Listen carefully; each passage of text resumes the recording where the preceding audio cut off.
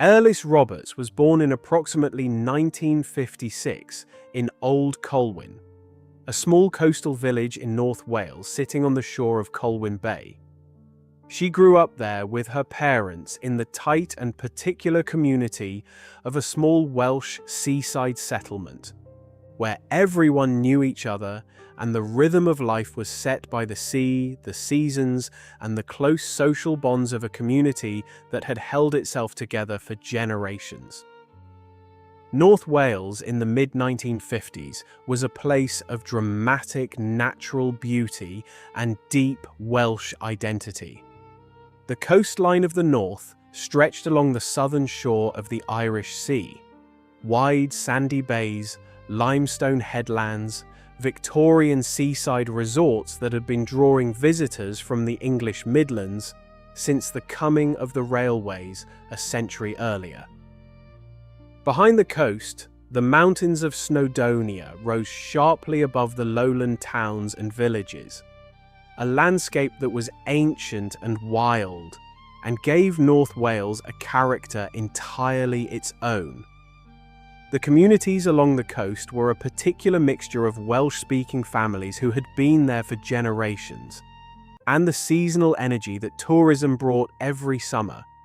Guest houses and hotels filling up, cafes and theatres and promenades coming alive with visitors before settling back into quieter winter rhythms when the season ended. Welsh was spoken on the streets and in the homes. The chapels that stood in every village were the social and spiritual centres of community life. Family was everything. A daughter who had grown up in a village like Old Colwyn was known to the people around her in the way that only small communities allow, by name, by face, by the family she came from, by the person she was becoming.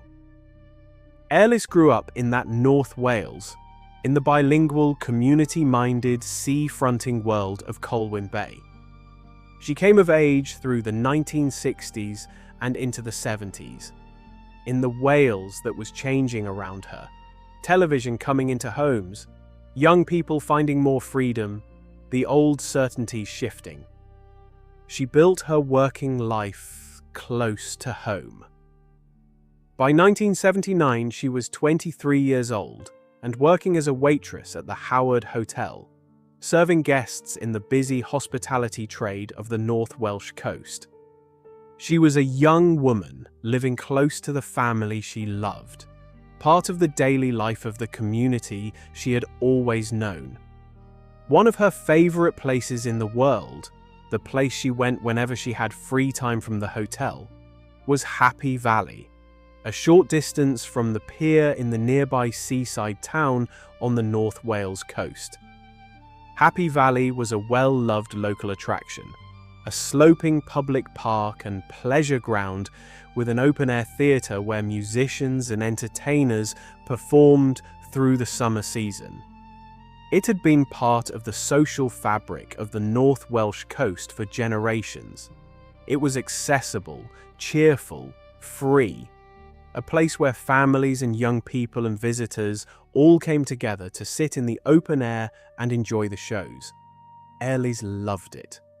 She was known to go there whenever she could to enjoy the atmosphere and the performances and the easy pleasure of time well spent in a place that made her feel good.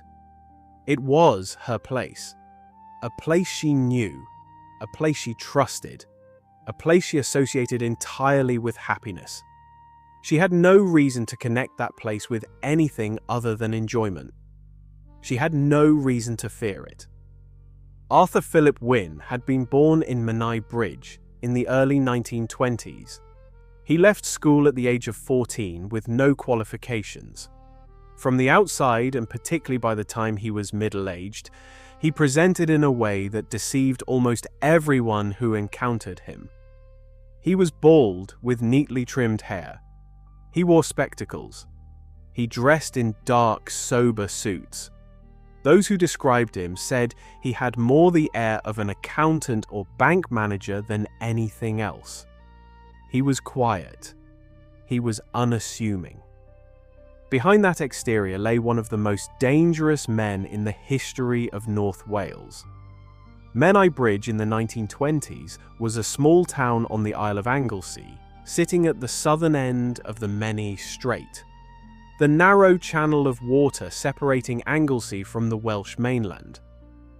It was a community shaped by the sea, by the coming and going of traffic over the famous suspension bridge built by Thomas Telford a century earlier, and by the particular quietness of island life.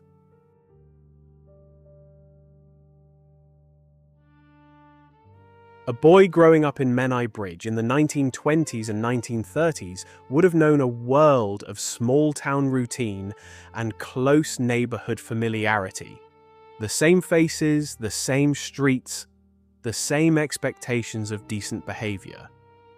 Whatever shaped Arthur Philip Wynne into what he became, it did not make itself visible to the world until the 1950s. In 1958, Wynne was convicted at the county assizes in North Wales of raping a 57-year-old woman. He was jailed for 5 years. He served that sentence and was released. He went on with his life. Then, in April 1967, Wynne broke into the home of an 84-year-old spinster named Edith Williams in Bangor, the cathedral city on the North Wales mainland, and attacked her. He suffocated her with cushions.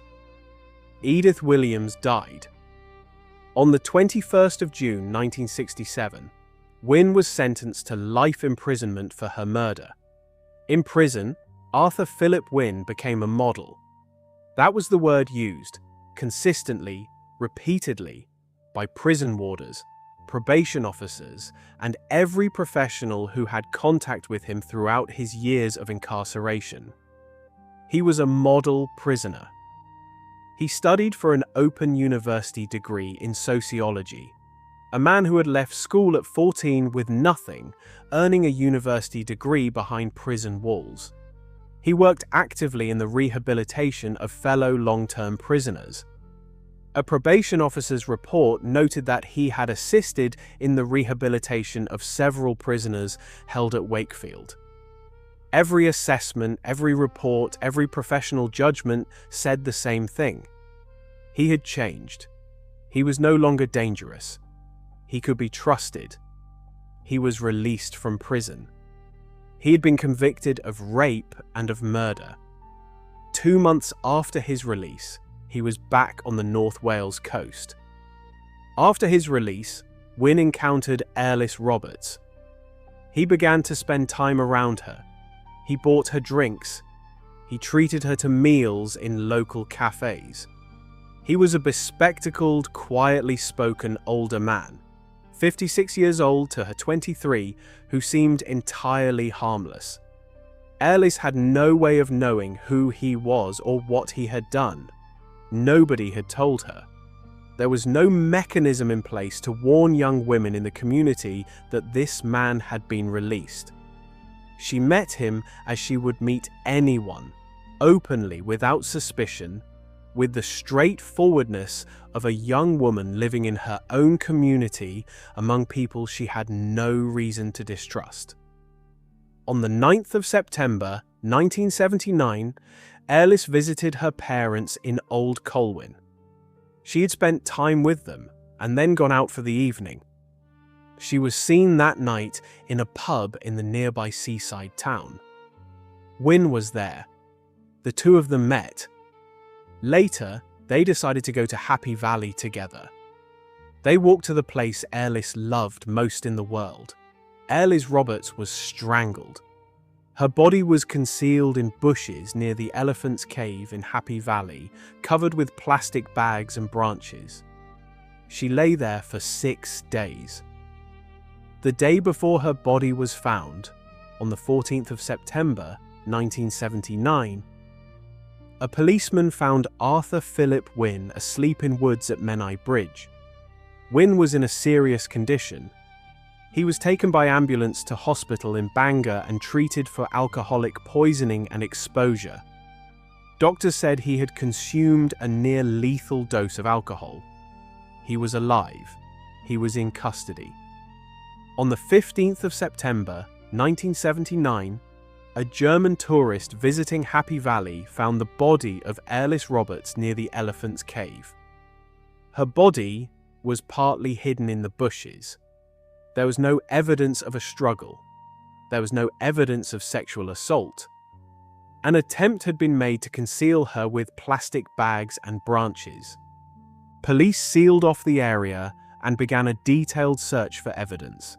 Metal detectors were used and officers made inquiries.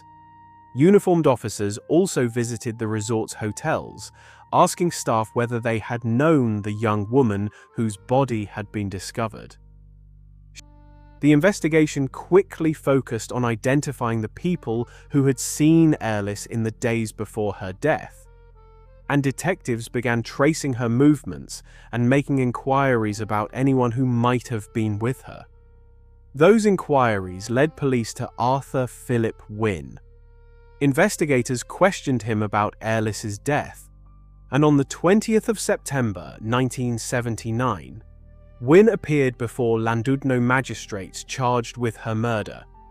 He was remanded in custody. Contemporary reports identified him as unemployed and of no fixed address. The case was eventually brought before Chester Crown Court. In March 1980, Arthur Philip Wynne pleaded guilty to the manslaughter of Eirlys Roberts. The court heard about his earlier convictions, including the rape conviction from 1958 and the murder of 83-year-old Edith Williams in Bangor in 1967. The judge described Wynne's record as a horrible trilogy of crime. He was sentenced to life imprisonment. What made the case especially disturbing was the fact that Wynne had been released from prison only about 2 months before Eirlys's death. He had reportedly been regarded as a model prisoner, and the decision to release him would later raise serious questions about how his risk had been assessed. Eirlys Roberts had simply gone about her life. She had no reason to know the history of the man she encountered. Arthur Philip Wynne eventually died in prison. Hello everyone, thank you for listening and drop any feedback below. I would love to hear your thoughts and hope to see you again right here on Cold Case UK.